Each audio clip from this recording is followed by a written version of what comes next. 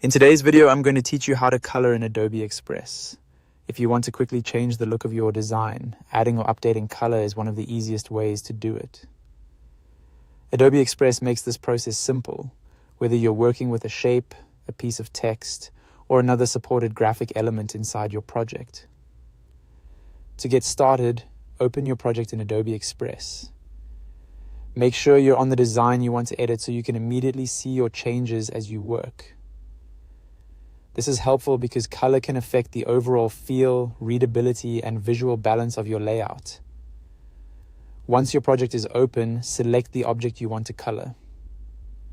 This could be a shape, some text, or a supported graphic.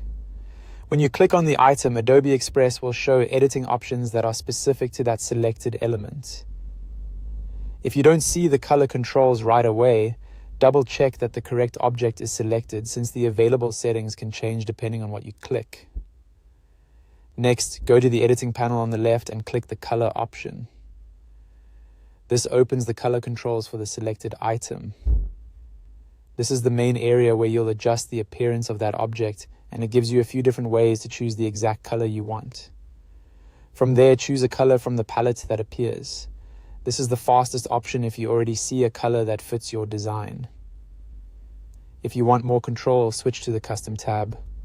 In that section, you can explore additional color choices, and if the feature is available for your selected element, enter a custom color value for more precision.